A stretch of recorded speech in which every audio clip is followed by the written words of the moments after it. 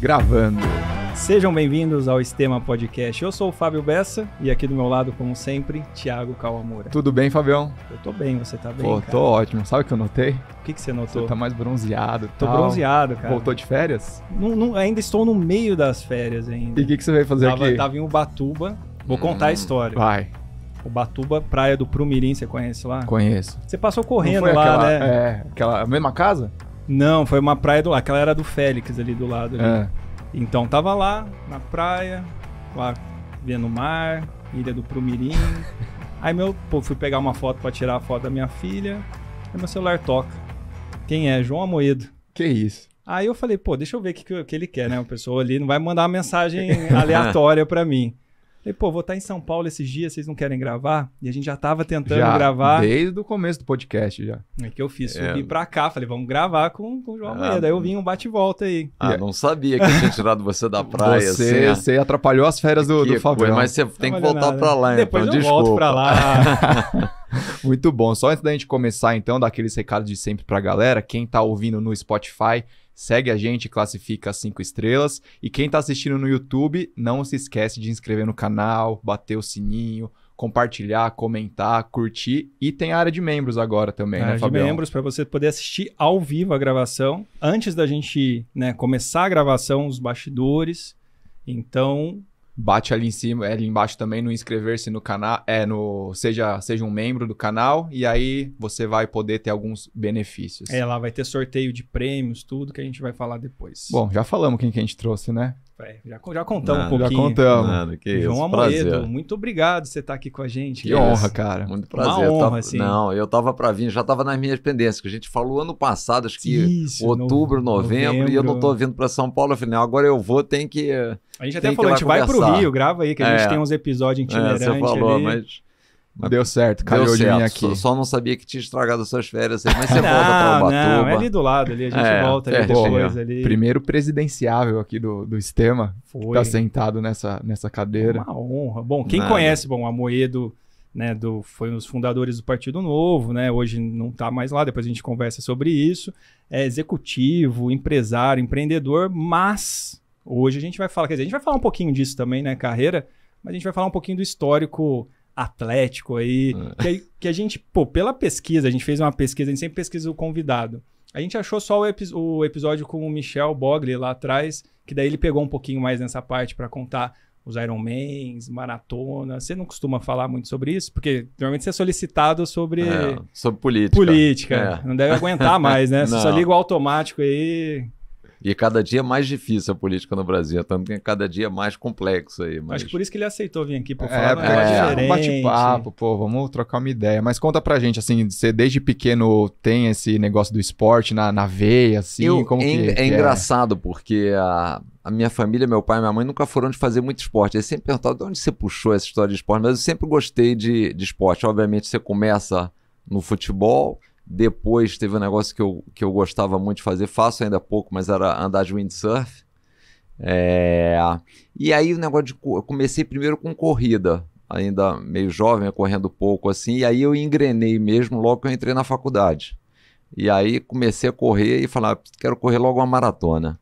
Mas corria pela faculdade, assim? Não, só treinava, corria sozinho e com um outro amigo que estudava comigo, ele foi me incentivando e a gente, vamos correr, vamos fazer uma maratona. Eu tinha começado a correr, 4 meses depois ele falou, João, vai ter uma maratona aqui no Rio, vamos fazer. Eu falei, vamos embora, vamos fazer. E naquela época, é diferente de hoje, né? Você não tinha gel, não tinha nada. Eu lembro que eu bebi uma água lá e acho que em algum lugar no meio do caminho eu comi uma banana lá. Só. A prova toda.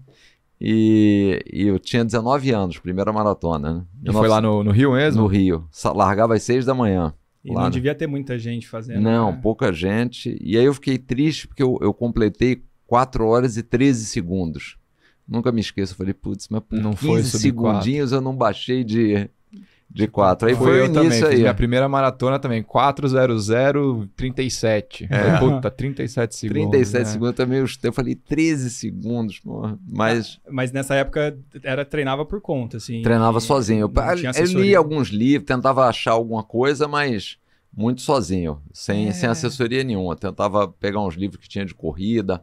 Essa época, eu não sei, a turma mais velha vai se lembrar, tinha uma maratona Jornal do Brasil, Atlântica Boa Vista. A Atlântica Boa Vista é uma empresa de seguro e o Jornal do Brasil, que na época era bem conhecido, né?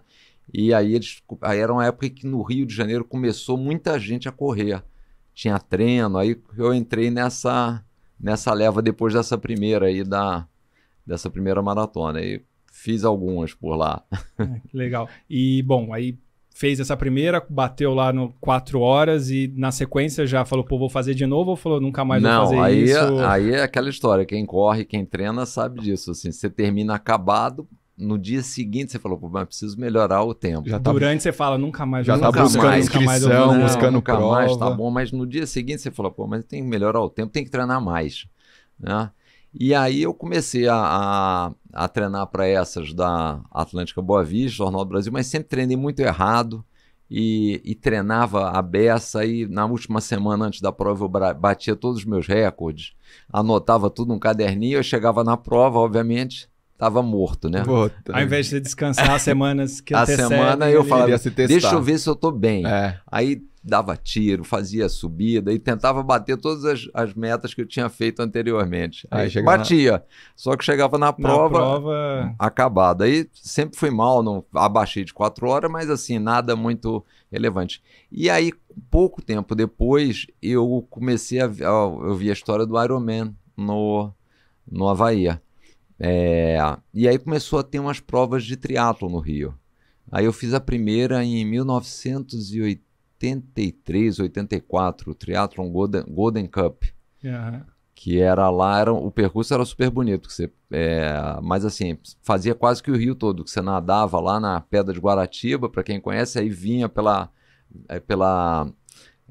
Praia da Barra e terminava lá em Copacabana. Fazia o ciclismo na Praia da Barra e saía correndo até Copacabana. Mas você viu o Ironman do Havaí assim, aí como é que começou a pedalar, a treinar natação? Aí comecei a treinar natação. Você não pedalava, nadava? Não, aí comecei a pedalar. Sozinho novo, também? Sozinho. Aí, de novo, naquela época também a sapatilha era um taquinho de madeira que você botava embaixo e o capacete era uns com as faixinhas E comecei e fui fazendo esse negócio. Falei, pô, esse Ironman um dia eu ainda quero fazer. Aí fui alternando uma outra prova de triatlo mais curta com a maratona. Só que aí foi aquela história, casei, vim para São Paulo e deu uma quebrada Eu fiquei acho que uns 2, 3 anos que eu não... Sem treinar, sem fazer nada. Só trabalhando. Só trabalhando e mudança. Foi muita mudança, né? Casamento, muda de cidade. Era um banco que estava começando na época, que era o BBA, que eu fiquei muitos anos lá. Então, assim, tinha muitos desafios. Eu não conseguia fazer uma rotina que me permitisse treinar direito. Porque, assim, você para treinar precisa ter uma rotina para encaixar as coisas. E aí fiquei uns 2, 3 anos sem fazer nada. Aí eu voltei a treinar. E eu lembro que eu saía de casa, eu corria 20 minutos. Eu falei, nossa, tô morto. Eram 20 minutos, assim, 10 minutos para ir, 10 para voltar. Mas aí eu falei, não, vou fazer, quero voltar a treinar e quero fazer um Ironman, né? Coloquei esse objetivo. Aí em Aí foi o quê? 96. Opa, já era nascido. Já nasci.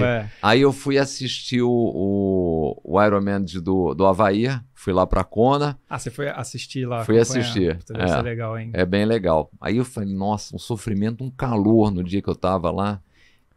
Mas você foi assistir, tinha algum amigo que tava fazendo ou foi assistir a prova mesmo? Eu fui assistir a prova, quem tava fazendo era o João Paulo Diniz. Ele tava fazendo essa prova de 96, a gente conversou lá, falou, ele fez.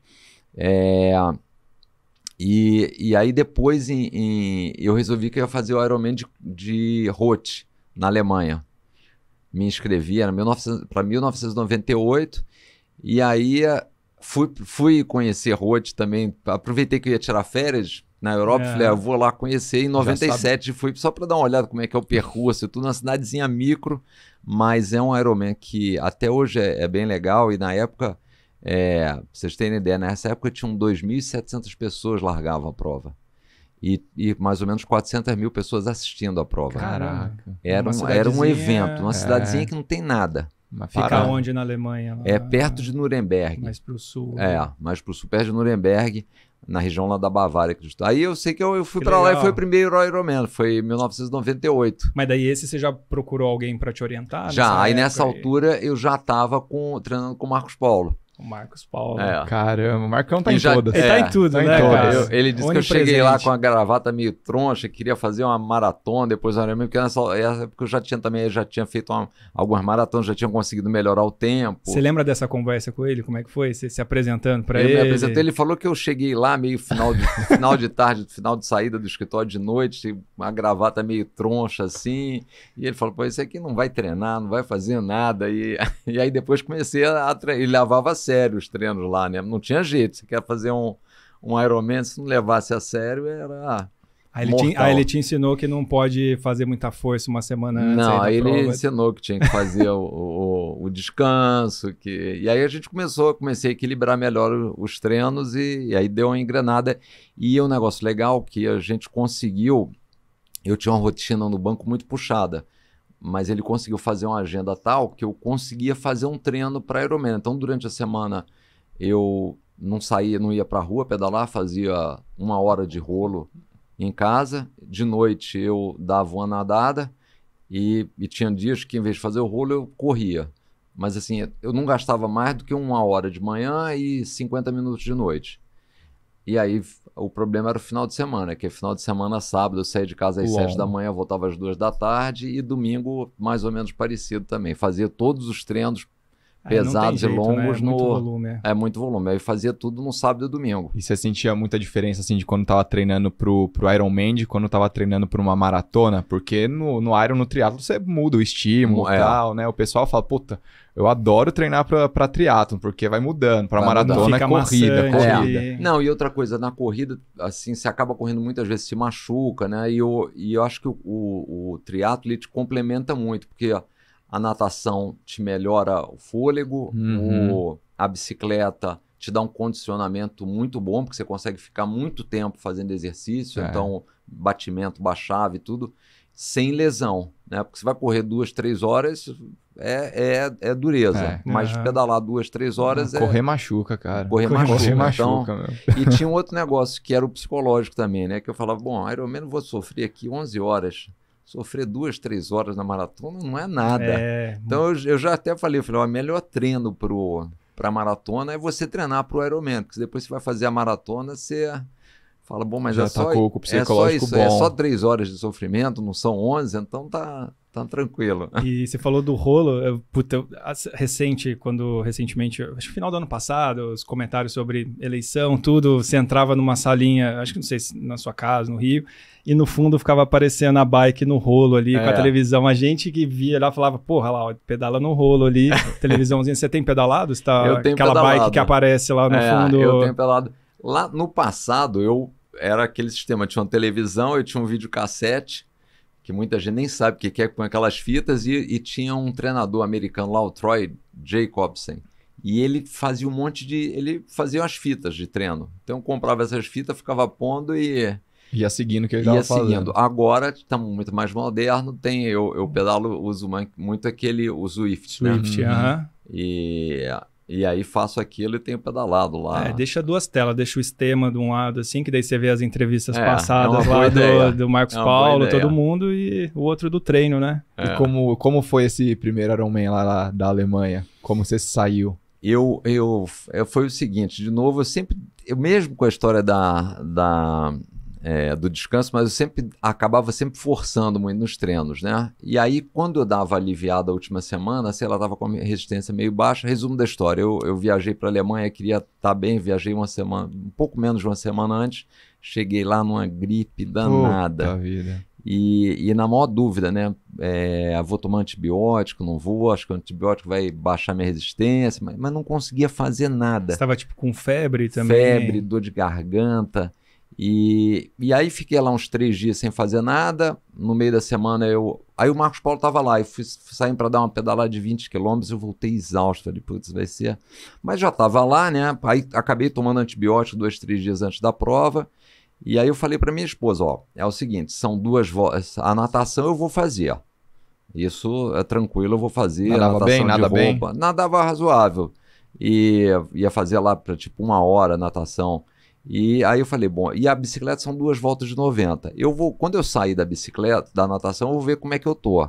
Se der, eu vou fazer uma volta e vejo se dá para fazer a segunda volta, né? E assim fui. Aí acabei completando, fiz 11 horas e 4 minutos, acho 11 horas e 5. Bom. Foi bom. Foi a corrida que me matou de novo. Fiz 4 horas a maratona, mas... Não, mas você tinha nadado e pedalado. Já tinha nadado e pedalado e terminei exausto, né? Porque eu sempre terminava no limite, né? Um pouco após o limite. E o dia seguinte? O dia seguinte... Destruído. Acabado. É até aquela história, né? O pessoal fala que você sai para dar uma corridinha, uma semana depois você fala, nossa, mas tô acabado.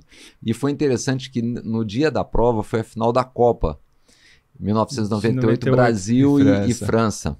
E quem ganhou esse Ironman lá foi o Lothar Leder, que foi o primeiro cara que baixou de 8 horas, desculpe. E ele foi o primeiro cara que baixou lá em Roth, né? Não nessa prova, numa prova anterior. E foi engraçado que ele terminou a prova e estava com a camisa do Brasil, né? Puta que Mas aí fui pro hotel lá, morto, né? Tentando ver o jogo e o Brasil apanhando só. E falei, putz, mas foi... Pô, legal. E, bom, você estava falando dessa fase daqui em São Paulo, uns 3 anos sem treinar, e retomou os treinos até o Iron. Você já estava numa fase, assim, de muito trabalho, e você falou de conciliar tudo, os treinos, né? 3 treinos, né? A rotina de executivo. Como é que você acha que o esporte, assim, principalmente de endurance, que é o que você gosta, ele ajuda no seu dia a dia ali, na tua rotina? Você chegava melhor para trabalhar? Porque normalmente a dúvida do pessoal é assim, pô, eu já não... Trabalho pra caramba, não tenho tempo. Se eu ainda treinar tudo isso... Não, mas eu acho o contrário. Primeiro que, assim, no dia que eu não conseguia treinar, eu já ficava meio agoniado. Porque quando você treina de manhã, você já sabe assim, olha, já fiz alguma coisa. O dia já já começou bem, né? Então, e eu acho que o esporte dá muitas coisas. Primeiro, para fazer o treino, tinha que ter uma disciplina forte, ter muita objetividade, eficiência no trabalho, né? E eu acho que o negócio legal é resiliência, né? Acho que te dá aquela história. Uma vez, até há um tempo atrás, estava fazendo uma palestra, uma garotada lá do ITA, e perguntou, João, que conselho você daria para a turma mais jovem? Eu falei, a primeira coisa, você tem que aprender a sofrer, porque nada na vida é fácil. Exato. Entendeu? Se você, ao enfrentar o primeiro obstáculo, você fala, mas não dá, é difícil assim. Então você tem que... Assim, e a galera de hoje em dia não quer sofrer. Não quer, a visão de curto prazo, né? Não gosta de sofrer. Então, assim, o esporte, especialmente essas provas de longo prazo, de longa duração, né? Maratona e Ironman, é uma concentração. Eu lembro que na corrida eu ficava concentrado. Uma vez eu fiz a maratona de Veneza, e eles construíram uma pontezinha para cruzar o grande canal, né? Minha esposa fez também. Aí ela falou, João, o que você achou? Você viu a ponte que eles construíram, que a gente correu? Eu falei, nem notei. Nem reparou? Nem reparei. Focado. Eu cruzei a ponte correndo e nem notei, porque era focado. Então, assim, o foco que te ajuda no trabalho, assim... Então, acho que é bom você ter um desafio. Acho que você cresce com os desafios. E o esporte é um negócio... E te dá você se sente bem, qualidade de vida. Então, eu recomendo. Geração nova que está ouvindo a gente, que veio depois do Thiago. A sua geração já... Ainda sofre um pouquinho. Ainda sofre. Ainda sofre, mas tem um pouco de resiliência ali. seguinte é dureza. Nossa, a galera não... Dá uma apertada ali. Não gosta de sofrer, ó. Não gosta. Você fala alguma coisa, você acha que a pessoa tá brigando. Você tá brigando com a pessoa já. E aí já começa uma discussão lá. E depois desse primeiro Ironman, mesma coisa da maratona, falou, nunca mais vou fazer? Ou... Não, cheguei morto, mas no dia seguinte, preciso melhorar. Aí, no ano seguinte, voltei para Roth. O mesmo? O mesmo, igualzinho, porque eu achei a prova sensacional. Quer dizer, tem algumas subidas, mas assim, você tá pedalando e em algumas subidas, gente dos dois lados, assim. Então, assim, é muito legal você fazer uma prova com as pessoas te apoiando, com torcida, né? Eu falei, eu vou de novo. E aí voltou o que no ano seguinte? No ano seguinte, em 99 e em 2000. Eu fiz os três anos direto lá. E foi melhorando? Conseguiu melhorar nos 3? No segundo eu melhorei, porque eu consegui treinar mais. Mas no segundo eu fiquei triste, porque eu tinha treinado bem mais. E eu tinha feito 11 e pouco, né? Aí eu saí, eu fiz a natação e a bicicleta e eu entreguei já depois das transições, que você sempre perde tempo, especialmente para tirar roupa. Eu saí para correr exatamente com 6 horas e meia de prova, né? E eu falei, bom, se eu fizer 4 horas, 10 horas e meia, mas... E aí eu fiz os primeiros 12 quilômetros abaixo de 5 minutos por quilômetro. Eu falei, bom, então se fizer 3h30, dá 10 horas. Só que aí depois dos últimos 30... Para manter os 5... Eu fui aí acabei fazendo uma maratona para 4h10, mas deu 10h40, que foi ainda melhor do que o anterior. E aí eu fiz alguns Ironmans de treino em Porto Seguro, porque Porto Seguro era um pouco antes da prova da Alemanha. Tá. Tipo um mês antes. Aí eu fui para Porto Seguro algumas vezes, não completei todo, porque senão ia ficar destruído. Isso que eu tava pensando aqui. Não, o cara fez um Iron antes do Iron. Não, mas aí eu pedalava todo, eu nadava tudo, pedalava tudo e corria lá uns 12. Entendi. Pessoal que tá ouvindo, né, que não sabe dessa informação, antigamente Ironman era em Porto Seguro. Depois acho que foi 2000 ou alguma coisa assim, que mudou. O episódio do Mauro Giorchino que a gente gravou lá na casa. Lá na casa do Ironman, ele conta. Então quem tiver interesse em saber mais, ouviu o episódio do Maurão. Lá tinham duas coisas, correnteza, porque tinha muita correnteza no mar às vezes, e calor. Quente, né? E umidade, né? Imagina fazer um Ironman em Porto Seguro, cara, na Bahia. Lá é só pra se divertir, só. Belo só lugar. pra ir pra micareta. Exato, um lugar bom pra praia, tudo, mas pra fazer um Ironman meio... Não, era cansativo ali. Pra competir com Kona, né? Bom, quem quiser fazer Kona dá pra fazer um Ironman. Não, e tem um pior, que é aquele da Ilhas Tenerife, né? Tem um Ironman dessas ilhas lá, que é um Ironman oficial e é um lugar que você sobe muito, é um calor danado, a água é gelada, e assim, muita subida. É considerado dos Ironmans o mais difíceis. Agora eles estão fazendo esses negócios extremos, assim, né? Tem um Ironman na Patagônia, Man, né? Que você conhece? Já viu esse daí? Não. Chama Patagon Man. O Paulo Puccinelli fez, né? São as mesmas distâncias. As mesmas distâncias, mas também é o mesmo esquema. Assim, água muito fria, água praticamente de degelo ali, altimetria. As montanhas e tal. Nossa. Tanto que nesse ano, o último aqui que o Paulo fez, eles até diminuíram a distância da natação, porque tava muito fria a água, tipo, a condição era extrema mesmo. Então eles falaram, não, vai ser uma volta só de... Mesmo de roupa. Mesmo de roupa. Assim, os caras nadam de roupa, de luva, de uma touca diferente, não sei o que, cara. É uns negócios meio... Assim, o ser humano, vai inventando. Tem o Norseman também, que eu acho que é na Noruega, lá no norte da Noruega também. É o mesmo esquema do Patagon Man. Eles largam de dentro de um navio cargueiro ali. E a mesma coisa, é super extremo. Imagina você que tava na Antártica lá. É verdade, você tava lá. Eu fui pra lá agora. Puta, que legal. A minha filha mergulhou. Eu não teve essa coragem. Vai ser muito sofrimento aí. Depois eu tinha um brasileiro lá que mergulhou, eu falei, e aí? Ele falou, João, é o seguinte, os primeiros 10 segundos você não sente, depois que passa os 10 segundos, dói tudo, braço, perna, dente, dói tudo.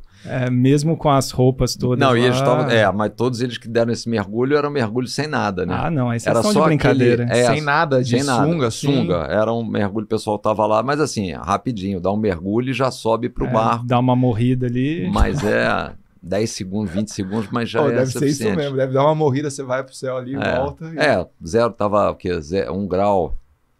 Não, no limite ali, puxadíssimo, né? Você não entrou? Não. Mas como é que eles fazem? Eles abrem um buraco assim? Não, ou entra esse tava barco? com água, né? Esse não tinha um pedaço de gelo, mas tinha água, não estava totalmente congelada. Então, o pessoal... É legal porque eles pulam do barco, só que eles põem um cinto na pessoa e amarram uma cordinha. Claro. E aí 2 pulam... Mas isso é interessante, porque os 2 pulam e tem uma escadinha aqui. O primeiro que fica mais perto da escadinha se dá bem. O segundo é um problema. Vai ter que ficar um pouquinho mais pra longe, frente. tem que esperar o primeiro subir, né? Então o segundo é que sofria lá. Realmente os 5 segundos fazem diferença. E sua filha gostou? O que ela falou? Ela gostou. Ela gostou? Ela gosta dessas coisas. Ela faz triatlo também, já fez meio Ironman. É meio fissurada em treino também. Então ela curte sofrer. Não gosta de sofrer. Gosta de sofrer. Gosta de sofrer. E lá, como é que é uma rotina lá na Antártida? Lá, tipo, vocês ficam dentro fica dentro do navio, barco. Dentro de um barco. Tem 2 negócios, quer dizer, para ir para lá, ou você cruza lá Estreito do Drake, né? Ou você pode ir de avião para uma ilhazinha que tem uma base chilena lá no caso, essa, e pega o barco de lá. A gente foi de avião, a gente acabou não cruzando.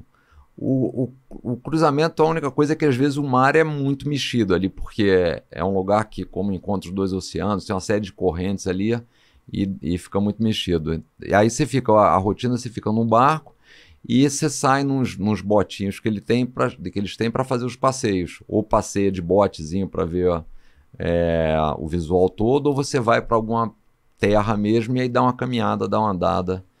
E assim, muito pinguim que não acaba mais, baleia, a gente viu muitas baleias no bar, animal. E uns leões marinhos lá, umas focas, um negócio assim. E muito frio.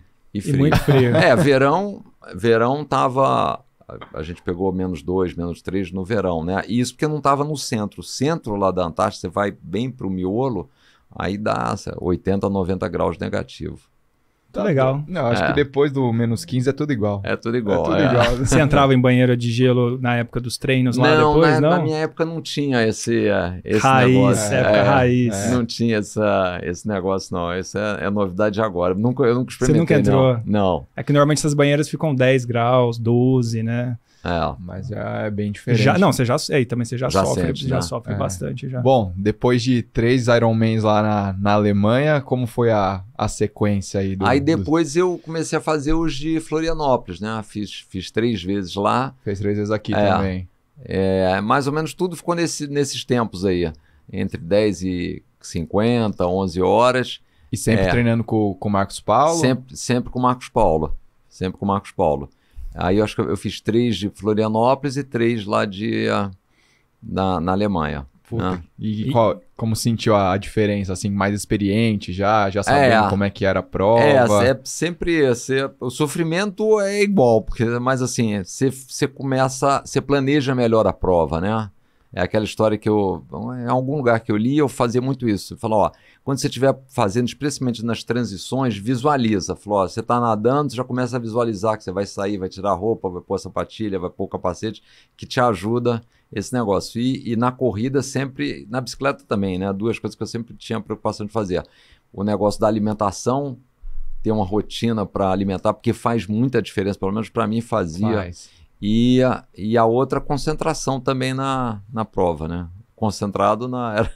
Você se organizava todo, que o suplemento ali que ia tomar. Suplemento. Botava 10 gus grudados lá na bicicleta, no final já estava enjoado de tanto tomar. Não aguentava tomar gel mais. E coisa, mas...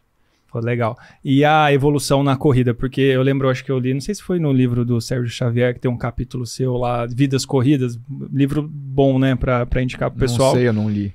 Mas você não leu, bom. cara? O Sergião é fera. Ele é legal. Qual o único livro que você leu até hoje? O Agassi. O Agassi. Eu tento fazer esse cara ler, mas ele... Eu sou muito ruim de ler. Ele é mais visual. Ele espera sair o resumo cast, né? Que é o livro lá, aqui, tudo. E aí vai ouvindo 30 minutos. Vai ouvindo mais prático. Sérgio Xavier, que já tá convidado para vir aqui. Tá só esperando a agenda lá da Globo, que tava no meio da Copa. Ele fez um outro livro bem legal também, que é o... De Boston. E tem o Operação Portuga. Operação Portuga, O Boston eu li, antes da minha primeira maratona, você que me emprestou, inclusive. Mas a Operação Portuga ainda não, mas vou ler. E eu acho que foi no livro dele, que tem um capítulo que ele seu lá, e acho que ele fala que, não sei se foi o melhor tempo, foi 2:55 em Chicago. Então como é que você saiu, saiu de 4 para um sub-3, né? Uma marca expressiva ali. Você continuava assim, você tinha a rotina do triatlon, que é outra dinâmica, mas teve período que foi só maratona, só corrida. Eu sempre fiquei, depois dessa época toda, era sempre triatlon. Eu falei, mas eu quero tentar fazer a maratona. E como a bicicleta e a natação acabam te ajudando muito, eu corria 3, no máximo 4 vezes por semana. Mas falei, agora, e assim, já estava com mais base, estava mais treinado por causa do Ironman. Falei, vamos fazer uma maratona. Aí, acho que primeiro eu fiz Florença, que eu consegui bater das 3 horas, foi 2:57. Foi o que você nem viu a ponte, né? Não, foi em Viena, em Veneza. Eu nem vi a ponte. Florença eu sofri, porque no final é muito paralelepípedo, assim, você faz dentro da cidade mesmo, e aqui é um chão duro ali, eu tava com tênis baixo ali, sofria. Já cansadaço, né? Mas aí eu fiz lá, baixei de 3, mas assim, em cima do treinamento do triatlo. Acho que nas últimas 3 semanas que eu vamos dizer, diminuí natação e ciclismo, mas também nada demais. Aí depois eu fui para Chicago, acho que foi 2004. Aí Chicago, 2004 eu fiz 2,55, no ano seguinte eu voltei, mas aí fui pior, fiz 3,8, deu uma quebrada na segunda metade da prova. A primeira metade passei igualzinho, mas na segunda... Mas é uma prova bem legal, né? 1 milhão de pessoas assistindo, uma prova muito rápida. Vai fazer esse ano, Chicago? Esse cara aqui. Vai? Dá umas dicas pra ele aí. Não, assim, algumas coisas muito boas lá. Primeiro que a prova é totalmente plana. Segundo que a organização é muito boa e você se encaixa exatamente no ritmo que você vai correr. E as pessoas lá respeitam isso. Aqui no Brasil, às vezes, o sujeito vai correr a 6 por quilômetro e tá lá na frente. Aí você tem que sair e atrapalha todo mundo. Mesmo a ele, você tem que fazer zigue-zague. E lá, você entra, você vai fazer a 5, você vai no bloco de 5, 30. Então, resumo da história: 40 mil pessoas largam lá e você já corre. Você não precisa ficar andando, desviando, você já corre. E é isso, e a prova, muita gente assistindo, né? É uma festa na cidade, assim. Vai ser minha primeira. Legal. Lá é muito bom. Acho que começou, escolheu bem. Vai ser ótimo. Mas escolheu bem. Um bom lugar para sofrer. Então, vamos gravar tudo. E o clima, e outra coisa, a temperatura também é muito boa. Eu lembro que essa primeira vez que eu fiz Chicago, eu tinha feito a meia maratona do Rio. E eu terminei a meia maratona com mais ou menos, acho que foi 1h28, 1h28. Só que eu terminei a meia do Rio, não dava mais um passo. E Chicago era dali a um mês, né? Eu falei, putz, fiz 1h28, mas assim, como é que eu vou fazer mais 21 nesse Rio? Tava quebrado. E aí o fato que eu, em Chicago, passei para 1h25, por causa, acho que muito do clima. Entendi. Mais frio, seco. E a umidade do Rio, assim, te mata também, né? E o que é mais difícil? Fazer uma maratona sub-3 aí ou fundar um partido? Olha... porque essa foi a gente abriu caixinha de pergunta, e essa foi uma pergunta que o Vitor mandou. Vitor Alves. A maratona é bem mais fácil. A maratona é bem mais fácil? Bem mais fácil. Você não tem que convencer ninguém, você só depende de você. E outra coisa, fundar um partido... É a primeira coisa que o cara te pergunta assim, pô, mas já tem tanto partido, por que você vai fundar um? Aí eu sempre falo, mas você gosta dos que tem? Justo, né? Não, justíssimo. Eu falei, pra mim era a mesma coisa, tem 10 restaurantes lá no meu bairro, aí vão abrir mais mas vão abrir mais um restaurante? Não, você acha bom, porque você vai ter mais uma opção. Exato. Né? Então, sempre, e a gente, em relação ao partido, a grande maioria da população, é isso, como você precisa de ficha de apoio para fundar, sempre que você abordava alguém, olha... Vamos fundar um partido novo. Não, vai mais um picareta, não sei o que. Política, né? Política, a gente tá fazendo isso porque a gente não gosta dos outros. Se é que nem a gente não gosta de política, então participa do negócio. Mas essa barreira de entrada deve ser bem... Você criar um partido, muito deve difícil. Desestimular todo mundo. Totalmente, porque a legislação exige que você tenha assinaturas das pessoas... na verdade, aprovando, solicitando, endossando a criação do partido. Então, você tem que pegar uma ficha de alguém, o cara tem que pôr o título de eleitor, endossar que você cria o partido, aí depois essa ficha você tem que levar para o cartório eleitoral para ele dizer que a assinatura dessa pessoa está certa. Aí que ela passa a valer. Nossa. Aí, só que pensa o seguinte, aí você fala assim, vamos aqui na Praça da Sé abordar as pessoas para apoiar a criação do partido. Aí você pega lá 20 assinaturas, você chega em casa e você vai ver, bom, esse cara de onde é? Putz, esse cara aqui é de Fortaleza. E esse aqui, esse é lá de Teresina. E esse aqui, esse é de uma cidadezinha no interior de Pernambuco. Aí, em tese, você tem que levar essa ficha dele para o cartório dele, lá em Fortaleza, lá em Teresina, lá no interior. Aí você chega, bom, dessas 20 fichas que a gente pegou... 15 não vale a pena, porque é muito distante. Joga fora. Nossa, cara, que burocra. Aí você entregava as 5. Aí as 5, o cartório te devolvia e dizia, dessas 5 aqui, só 2 que a assinatura conferiu. As outras 3 não conferiu. Puta, e são 500 mil, 500 né? mil. Então, assim, em resumo da história, você tem que pegar mais ou menos 1 milhão e pouco para conseguir ter as 500 mil. Então, é mais de 1 milhão de fichas. A prova maior da dificuldade é que o Bolsonaro, presidente do Brasil, não consegue, né? Tentou montar e não conseguiu. Cara, que trampo. Mas assim, eu acho que tem um pouco do negócio, é o seguinte, é os donos do restaurante falam assim, já temos 10 restaurantes aqui, os nossos restaurantes são ruins. O que a gente faz? Vamos criar um monte de regra aqui que no bairro não pode mais abrir restaurante, que é muito difícil abrir. Então a tese, no final, é o seguinte, eu acho que a legislação é difícil para impedir a concorrência. Sim. Aí você tem, de um lado, a população que reclama de já ter muito partido. Você tem uma legislação que dificulta, ninguém cria. Qual é o resultado da história? É que você fica refém dos que já tem. Não tem opção. E aí, é aquela história, os que já tem, o restaurante não precisa melhorar a comida, não precisa tratar bem o cliente, só temos nós mesmos. Para que eu vou fazer isso? E entendeu? Quanto tempo demorou assim para conseguir colher todas essas assinaturas? A gente começou em início de 2011, foi até meados de 2014, 3 anos e pouquinho. Nossa, cara. E depois aí 1 ano e pouco no TSE para ele aprovar. O TSE, a única coisa que ele tinha que fazer era pegar as certidões que a gente apresentou e somar as certidões. Bom, tem 500 mil, então está aprovado. Tem o estatuto aprovado. E o TSE demorou 1 ano e 3 meses para fazer isso. Cara, tem que ser muito resiliente, querer muito, hein? Mas aí, né, a experiência com os Ironmans aí, com o triatlo... ajudado, né? Eu falei, bom, isso aí... Mas é pior, é mais difícil do que o... É mais difícil que o Ironman também? Que é? É mais difícil, você falou que é mais difícil Não, é mais difícil porque, assim, é óbvio que são coisas bastante diferentes, Sim. né? Mas, assim, é aquela história, quando a coisa só depende de você, que no caso do Ironman ou da maratona, é mais fácil, né? E esse aí você dependia de vender conceitos, dependia dos cartórios eleitorais. Os cartórios eleitorais, na legislação está dito que toda a ficha que você entrega, eles têm um prazo, se eu não me engano, eram 90 dias para te devolver. E aí passava 90 dias, se você fosse cobrar do cartório, eles não, mas volta daqui a 2, 3 meses, a gente está com muita coisa aqui. Então, assim, tudo é difícil, tudo é demorado, feito para não funcionar. E nessa época você continuou treinando ou já estava meio... Eu estava treinando ainda, mas já bem menos já. A partir de 2000, o último Ironman que eu fiz foi em 2007, lá em Florianópolis, né? Aí depois deu uma diminuída, e depois tive um negócio de saúde também, que eu vivia tendo uma sinusite crônica, e inclusive no último Ironman que eu fiz, eu no sábado estava morrendo de dor de cabeça. Até falei para os amigos que estavam lá, vou dar uma deitada no quarto, porque eu tô com muita dor de cabeça. E era a sinusite que eu vinha tendo há muito tempo. Então depois aí dei uma queda boa nos treinos, porque eu fui fazer tratamento e tudo.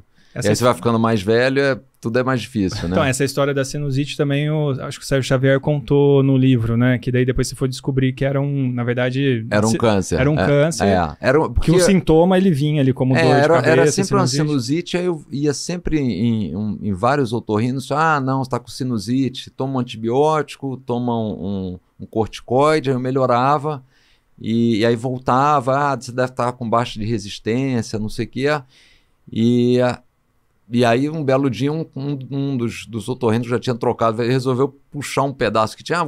Eu fui à lua, que ele tirou um pedacinho dentro do nariz, mandou para biópsia, e era um tumor. Eu tinha um tumor de uns 2 centímetros dentro da cavidade nasal. Caraca. E era isso que gerava tudo. Gerava tudo, porque ele bloqueava, dava bactéria, e quando eu tomava o corticoide, ele diminuía de tamanho. Mas depois ele voltava.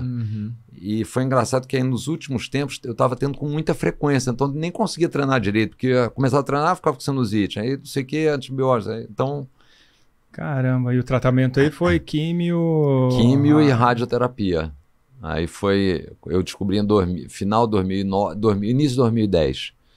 Aí comecei o tratamento, passei metade do ano de 2010 tratando. Mas superou aí. Foi um susto, porque essas coisas você vai pra internet, é horrível, né? Você vai daqui 3 horas... aquele Google acabou. Ali... Eu tava sozinho em São Paulo, aí o médico me disse isso, marcou uns exames pro dia seguinte eu cheguei lá e aí comecei, enquanto estava esperando, comecei a ver no celular, né? Eu já sabia qual que era o linfoma que eu tinha, porque ele tinha explicado, botei lá no Google, aí falava, tempo médio de vida, 7 meses, chance de cura, 30%. Tá doido. Aí eu falei, fevereiro, mais 7, setembro, não vou passar o Réveillon. Né?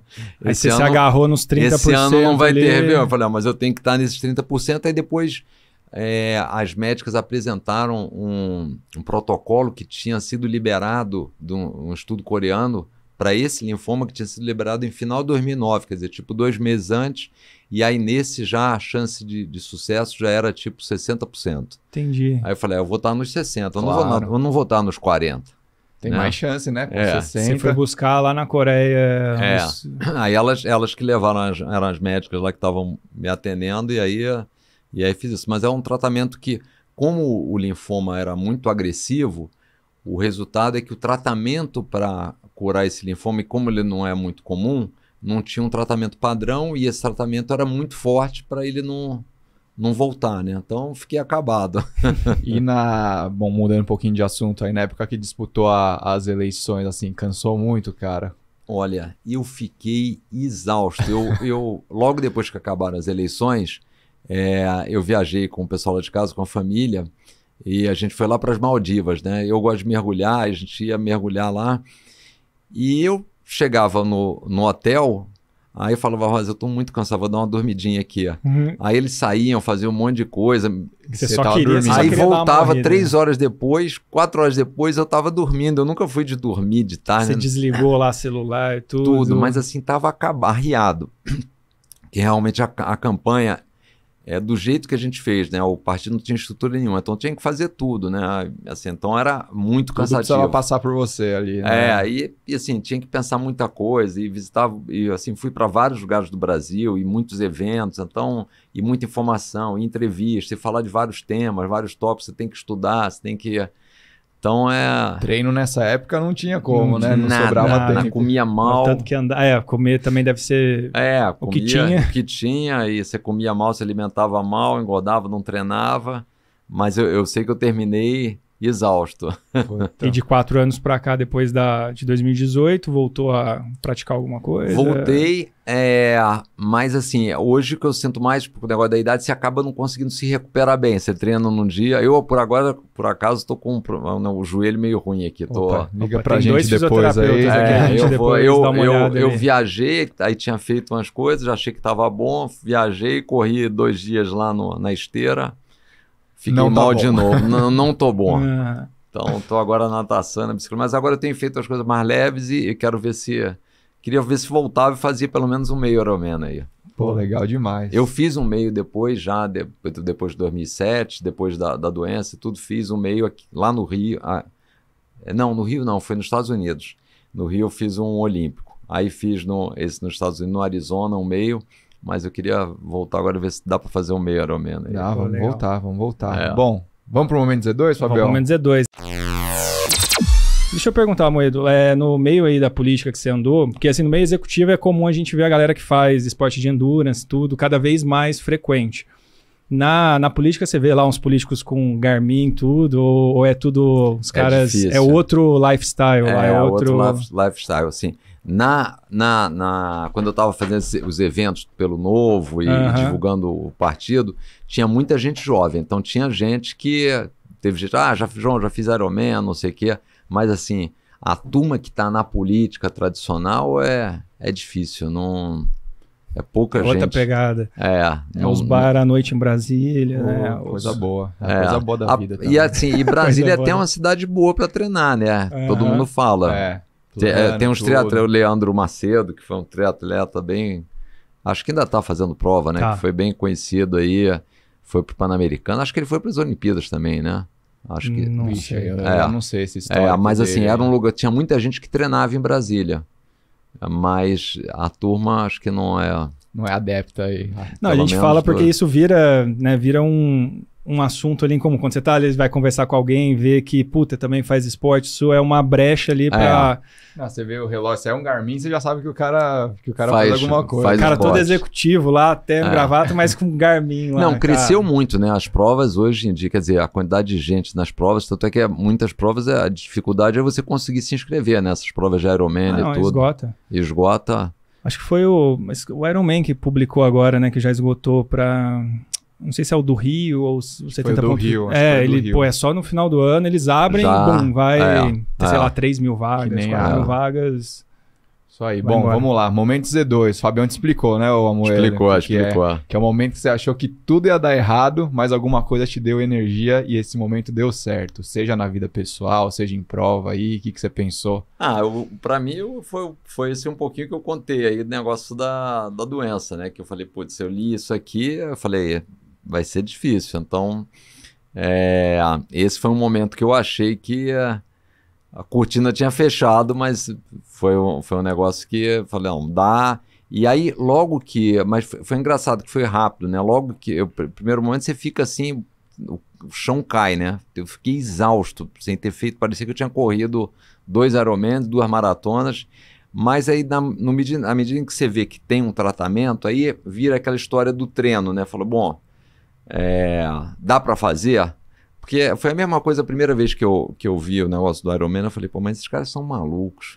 Sair para correr uma maratona, depois de ter pedalado 180 e ter nadado 3.800. Você já sabia o que era uma maratona, Eu já sabia o que era maratona, mas você vai acostumando o seu corpo e a sua mente, né, com os treinos. Você vai fazendo uma disciplina e vai mostrando que aquilo é possível. Então, o meu raciocínio um pouco quando eu descobri o negócio da doença foi um pouco isso. Bom, tem um tratamento, tem uma rotina, tem um roteiro, então eu vou fazer esse roteiro, esse tratamento e vai dar certo, como deu na prova do Ironman, na maratona, então foi... Essa mentalidade aí ajudou. A mentalidade que você é o seguinte, se você se dedicar, se você fizer as coisas certas, você vai ter um resultado, pode ser que seja um pouquinho melhor, um pouquinho pior, às vezes depende muito do dia. Mas vai dar certo, vai completar, mas vai dar certo, você seguir. vai completar, vai seguir. Então eu pus esse negócio e foi. Legal, muito bom. Então, ó, esse kitzinho aqui que eu montei agora na hora é seu. Obrigado. Você falou do gel Gu lá, hoje tem coisa muito melhor aí.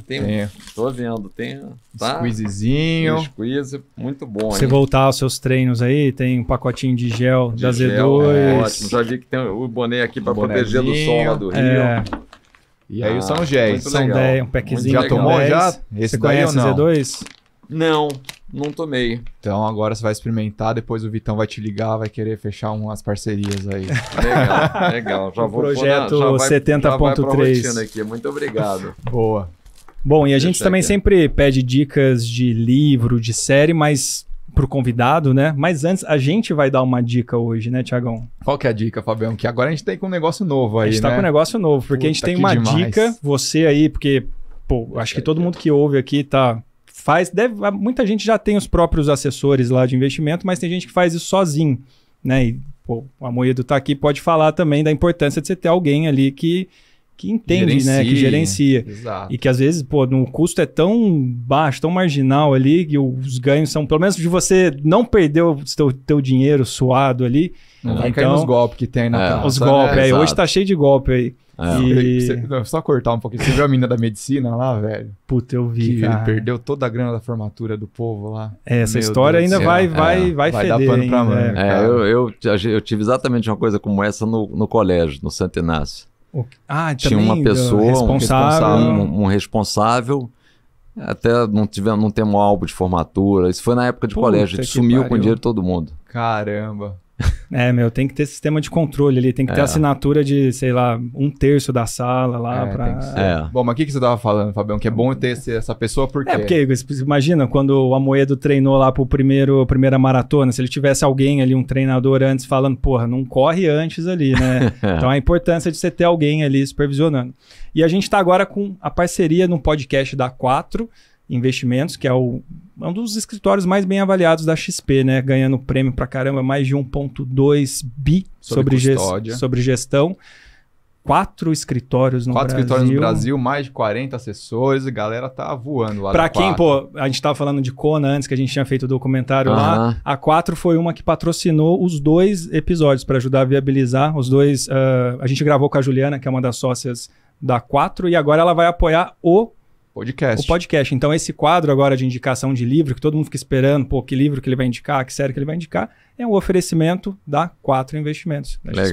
Legal, muito bom. Não, e é o que você falou, é bom ter alguém que entende para te dar as dicas e te tirar principalmente dos erros. O problema não é, como diz um amigo meu, ganhar é bom, mas perder é horroroso. É horrível, então, Não é o Warren Buffett que fala, tipo, a primeira regra é não perca dinheiro, a segunda não esqueça da primeira, né? Tem alguma coisa assim. Exato. Bom, então a gente indica a 4 aí pro pessoal que tá ouvindo, e agora a gente queria também saber algumas indicações de livro aí, série, filme, que você...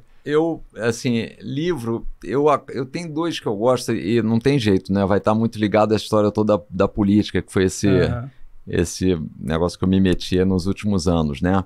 E tem um livro que eu gosto que chama A Pobreza das Nações. Ele foi escrito por um americano, economista, e por um sujeito que é um teólogo. Então ele junta um pouco de conceitos de economia, com isso o sujeito até pega algumas coisas de Bíblia e tudo, mas o principal que eu acho legal desse livro é que ele mostra que, esse é um conceito importante, que a renda não é um jogo de soma zero, quer dizer, a riqueza e a pobreza não é porque você tem muito rico, que você não precisa de gente rica, você não precisa de pobre para ter rico, entendeu? Quer dizer, o Bill Gates montou um negócio e deixou muita gente rico sem precisar deixar ninguém pobre. Sim. Né? E às vezes você tem muito esse conceito de que se tem alguém rico é porque alguém tá pobre. Um jogo de soma zero, né? Como se o bolo não crescesse, Como se o bolo não crescesse. E esse livro é muito legal porque ele mostra o conceito em si, é como você combater a pobreza, né? E ele mostra que não é tirando de um, é crescendo junto, que tem vários conceitos, que é o cidadão que cria riqueza. Então é um livro que eu acho bem legal, esse A Pobreza das Nações. E tem um outro livro que eu gosto também, que é conceitual, esse não tem em português, mas assim, dá para comprar, é o No They Can't, que é um John Stossel, que ele é um apresentador americano, e ele diz basicamente o seguinte, que os indivíduos são muito mais eficientes que os governos. Os governos falham e os indivíduos têm muito mais sucesso, porque obviamente a lógica de incentivos do cidadão é muito mais apropriada do que a do governo. O governo, quando você fala, mas vamos fazer isso para o governo, mas quem faz? Quem é o governo? O governo são os políticos, que estão lá e muitas vezes estão vendo seus próprios interesses, né? Infelizmente. Existem exceções, mas então é muito melhor deixar o dinheiro com o cidadão, deixar ele decidir o que ele vai fazer, mesmo a caridade, né? Do que você, não, isso aqui é responsabilidade do Estado, não sei o que. Você dá para o governo fazer, aí nessa fica triangulação um pedaço ali... enorme. Ixi, né? Isso daqui dá papo para mais um podcast, não, cara. A gente compartilha muito dessa ideia também. Porque assim. Foi um pouco da origem quando a gente montou o novo. Era aquela sensação, ó, eu tenho uma máquina aqui, né? Eu ponho um monte de dinheiro aqui, que é um monte de imposto que a gente paga, e do outro lado o que sai? Sai um negócio de saúde horroroso, sai assim, segurança péssima, educação sofrível. Então tem um monte que se perde dentro do Estado. Aí que veio a ideia, bom, se o negócio é o Estado que está mal, como é que a gente faz para melhorar o Estado? Bom, a gente tem que ir lá para dentro. Para ir lá para dentro, o que é? Criar um partido. Precisa ter gente eleita. E gente eleita, como é que faz? Mas os partidos que estão aí, a gente acha que não representa, então precisamos criar um partido. Foi essa que foi fazendo um caminho inverso ali até... essa que foi a lógica, né? Mas é difícil. Porque o sistema é feito para triturar... para expulsar... Para expulsar e para trazer visão de curto prazo, e as pessoas acabam se deslumbrando muito com o poder, né? E aí querem ser eleitos, aí vamos fazer o que é melhor para a eleição. Então esse que é... E acaba atraindo quem tem normalmente esse tipo de mentalidade. Ali, né? E aí você faz um processo de seleção adverso. As pessoas boas não querem participar da política, falam, nesse negócio eu não quero me meter, eu não quero andar com essa turma, né? Só que aí você perpetua, porque o Estado brasileiro é muito grande, se não tiver gente boa lá, como é que funciona? Não muda nunca, né? Então, assim, eu gosto desses 2 livros porque é um negócio muito de conceito, para a gente ter claro os conceitos, que com conceitos claros você vai fazer as escolhas mais corretas, né? Muito bom. Boas indicações aí. Boas dicas. Quem quiser, bom, já que o Amoedo citou aqui os livros, e a gente vai deixar na descrição aqui, e tem o QR Code também que está aparecendo na tela, da 4 que a gente falou antes. Da 4, para quem quiser saber mais, né? E as dicas também a gente vai deixar tudo linkado, para quem quiser comprar na Amazon direto no link nosso, porque, né, comprando do link nosso tem um... Ajuda nós. Ajuda a gente. Bom, e esse presente aqui é para você. Muito obrigado. Vai sair cheio de presente. Exato. Como é que você vai almoçar agora? Você Valeu a pena, hein? Valeu a pena. Demorou, chegou, ganhou presentes. Tô vendo já a agenda. Isso aqui é ótimo, né? Isso aqui isso aí é sempre na bom, mesa né? ali, se hidratando. Muito obrigado. Muito bem, muito bom. Isso aí, né, Fabião? Acho que é isso, né, Curtiu cara? Curtiu esse papo? Que Curti, dia, a gente hein? vai ter que chamar mais. Quando depois você fizer o próximo 70.3, aí, pô, marca lá no Rio, a gente vai gravar lá no Rio, na Vista Chinesa lá. Eu vou melhorar disso aqui, o negócio é engrenar a corrida, melhorar do joelho pra tentar fazer isso aí e num lugar preferido saber. Vai ter que ser no Rio, mas a gente enfrenta o calor lá. A gente grava um episódio lá. Especial. Puta, isso é demais, hein? Com uma vista bonita lá. Show de bola. Bom, outdoor. Fabião, agora você vai poder voltar pra Ubatuba lá. Vou descer agora. Você conhece lá aquela região ali? Conheço. Puta, a gente tava quase na divisa entre Ubatuba e Paraty ali. Ali é bem gostoso, é mais tranquilo e não, o litoral aqui é muito bom. Porra, obrigado demais, Moedo, por ter vindo aí. Obrigado pelo tempo. Foi um prazer aí. Nossa, ótima conversa. Prazer conhecer você prazer aí. Mesmo. A gente ficou muito feliz, a gente ficou rindo assim, pô, que legal. Foi um prazer. Legal demais. Recados aí, Fabião? Recados. Então, quem tá vendo as camisetas tem o link da reserva. Então, reserva de novo, cara. Você acredita? Meu reserva ligou e falou: vocês estão vendendo demais essas camisetas. Mas entra, a gente vai deixar o link aqui. Divide em 6 vezes, várias cores, vários modelos, várias estampas, entrega no Brasil inteiro. Tem com a qualidade de reserva. Tem um agasalho. Isso, agora que tá um puta calor, você pode comprar para a próxima estação. Aproveita se você for viajar agora, né? É isso. E aqueles recados de sempre também. Sigam a gente aqui nas redes sociais, @Estema Esporte, Tica Amura, Fábio Bessa, João Moedo. Quem estiver ouvindo no Spotify, segue a gente, classifica 5 estrelas. Quem estiver ouvindo no YouTube, inscreve no canal, bate o sininho, compartilha com amigo, curte, comenta e seja um membro do Estema, seja um Stemer. Exato, ajuda a gente também, baratinho, R$14,99 por mês, você tem acesso ao quê? Bastidor. Pô, o último episódio foi do Dom Amorim da Nike, a gente tava falando sobre o quê? Big Brother, presença do Fred, que o quê? Ganhou a primeira prova, Fredão, tamo junto, vamos que vamos. Então vocês iriam saber antes de todo mundo se vocês fossem só. Vocês iam saber da conversa com a Moedo, dos próximos passos na política, mas, pô, vocês não estavam aqui com a gente, então perderam. Pra próxima, quem sabe. É isso, Brasil. Muito obrigado, até semana que vem. Valeu. Um abraço. Abração. Muito bom.